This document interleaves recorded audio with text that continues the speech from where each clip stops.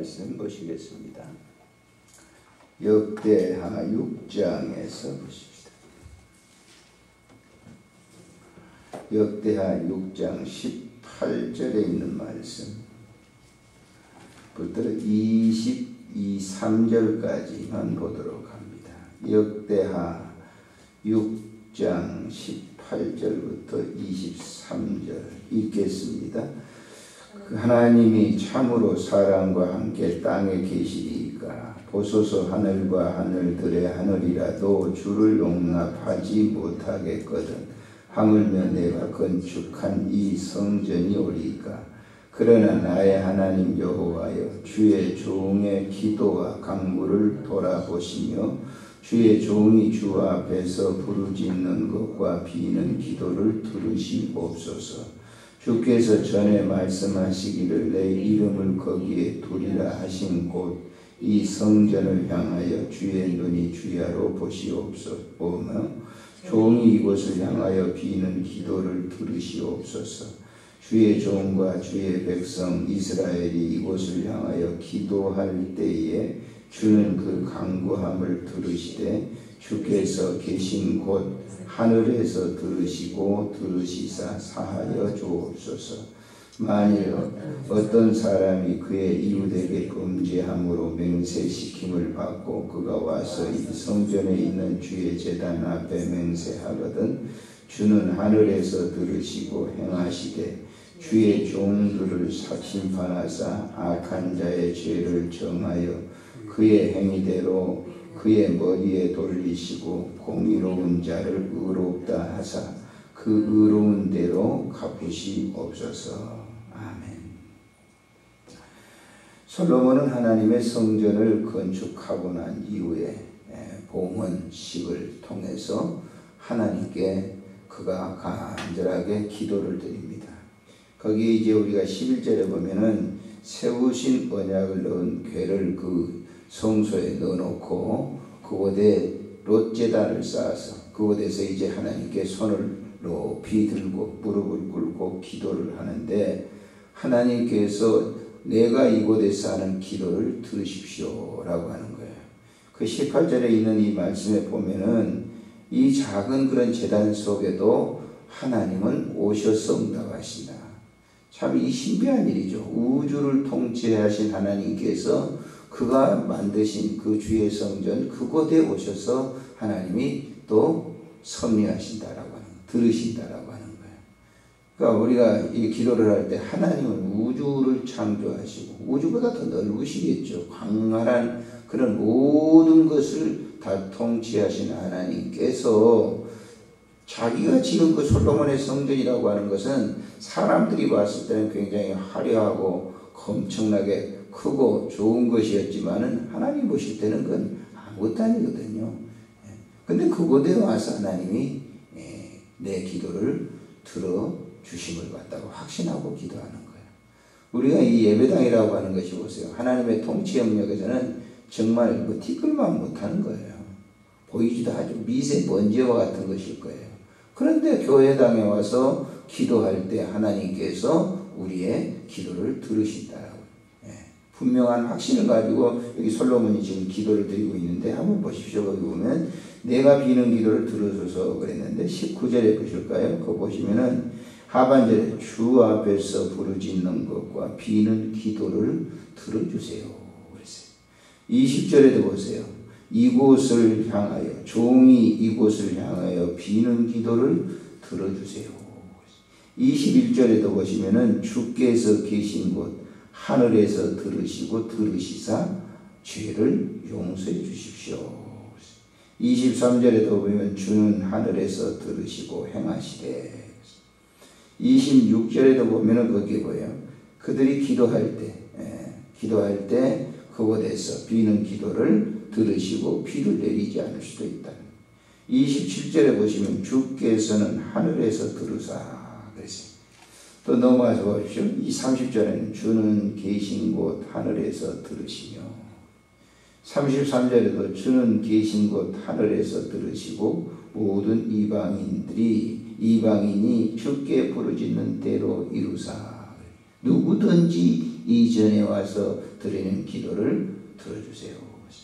35절에 보니까 그들의 기도와 간구를 들으시고, 비록 이방인들이 와서 이 성전에 기도하면 그들의 기도도 들어주세요. 39절에 보시면은 주는 계신 곳 하늘에서 그들의 기도와 간구를 들으시고 그들의 일을 돌보시며. 40절에 보세요. 나의 하나님이여 이제 이곳에서 하는 기도에 눈을 뜨시고 귀를 기울여 주세요. 뭐 하나님이 무슨 기목을입니까? 근데 그의 간절한 기도, 그가 기도하는 기도를 하나도 놓치지 말아주세요 라고 하는 그런 의미입니다. 우리가 영적으로 보면요, 우리의 몸이 거룩한 성전이라고 그랬잖아요. 하나님이 우주를 통치하시는 하나님이 일일이 개인의 심령 속에서 하나님을 향해서 기도하는 기도를 들어주신다라고요. 그 초소가 어디냐? 솔로몬은 자기가 지은 거룩한 성전이지만은 오늘날의 성도들은 자기의 심령의 좌소입니다. 그곳에 오셔서 보세요. 하나님이 내가 지금 기도합니다. 그런데 그 기도를 내 심령에 오셔서 응답해 주세요. 그럴 거 아니에요? 기도가 내가 기도했는데 내 심령에 오셔서 그분이 역사하셔서 그 기도가 이루어지는 것이 온전한 거 아니에요? 내가 지금 기도했는데 이루어지지 않는다고 하면 전혀 관심이 하나님이 없다고 하면 그 얼마나 공허하겠어요. 성도들이나 이 연약한 사람들이 있잖아요. 그 사람들이 이제 특별히 병들고 그런 사람들에게서는 굉장히 사람들이 불안하고 초조합니다. 누구든지 이해가 될 수가 없어요. 이제 그런 사람들에게 보세요. 주님이 임재해달라. 제가 기도를 하거든요. 그런 기도를 드리게 되면 평안해지는 것을 볼 수가 있어요. 그러니까 우리가 질병에 걸려가지고 굉장히 불안하고 초조하고 죽음이라고 하는 게 점점 째깍째깍 다가오잖아요. 그런 사람들에게 있어서 마음이 말이죠. 마음이 뭐 여유가 있는 사람은 없단 말이에요. 자살하는 사람이 왜 자살하겠어요? 불안하고 초조하니까 그러게. 근데 그 속에 주님이 계시면 어떻게 되겠어요? 그런 마음이 사라지는 거예요.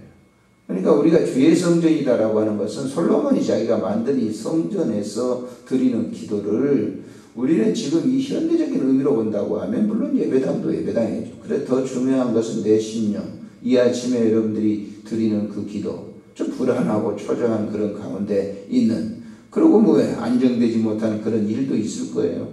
그래서 내일을 어떻게 살지, 어떻게 할 거야, 그런 마음이 있는 우리들에게 하나님 내가 기도하오니 주님이 내 안에 오세요 라고 하는 거예요. 주님이 오시면 이 마음에 평안이 오는 거죠. 삶에 평안이 오는 거예요. 그러니까 영성의 생활을 많이 했던 사람들은요, 돈이 굉장히 많은 사람들이 아니에요. 명예가 그렇게 있는 사람들이 아니에요. 그거 지어지게 되면 불안하거든요. 근데 그런 것이 아니라 주님이 내주했을 때 오는 그들의 평안. 내가 많은 책을 읽어봤어요. 영성이 있는 사람들이, 이런 사람들은 소유했기 때문에 그들이 그 영적인 풍성한 삶을 누리는 게 아니에요. 그들 마음 속에 주님이 함께 계시기 때문에 오는 그런 그 기쁨이 있어요. 그 사람들 감옥 속에다 집어넣어 보세요.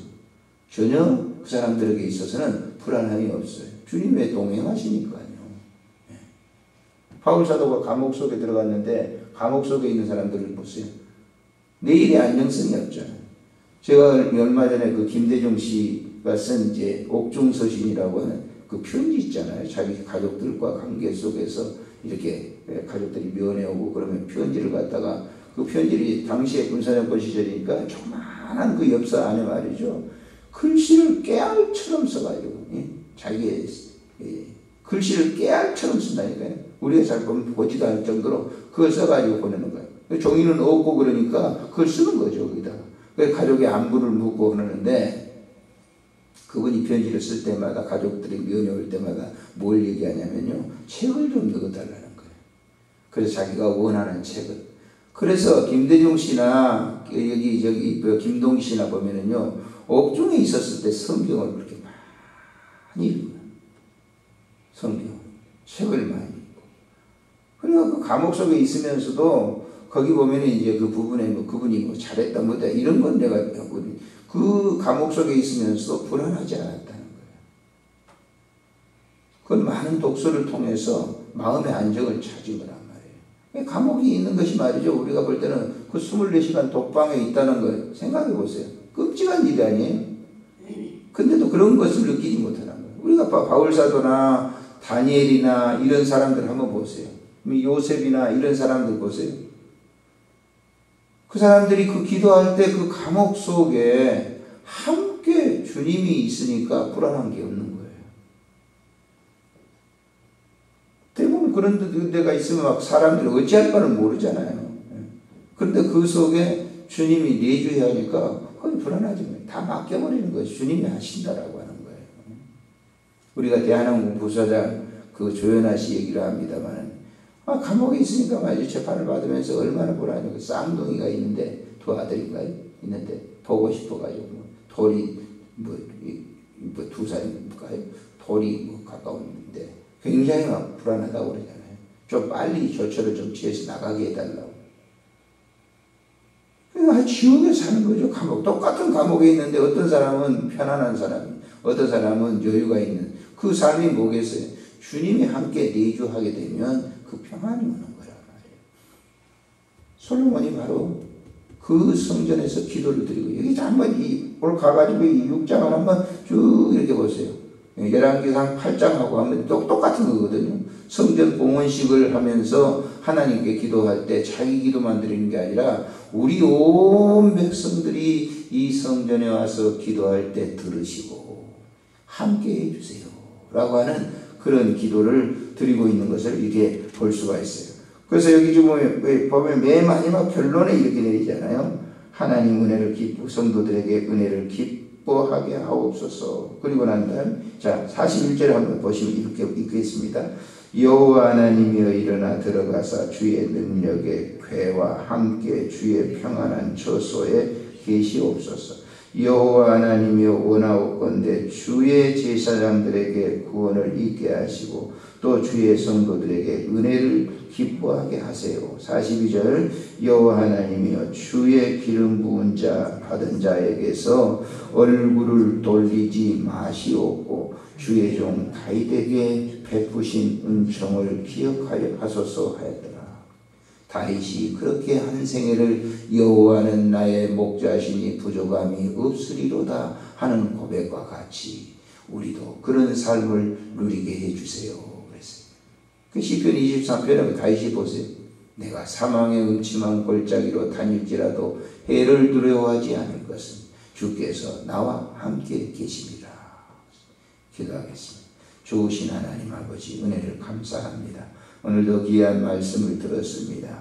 우리의 마음의 성전 안에 주님 늘 거하시며 함께 해주셔서 우리의 삶이 불안치 않도록 인도하시고 우리의 삶이 두려워하지 않도록 인도하시고 우리의 삶이 늘 주께 영광 돌리는 삶이 되게 하여 주시옵소서.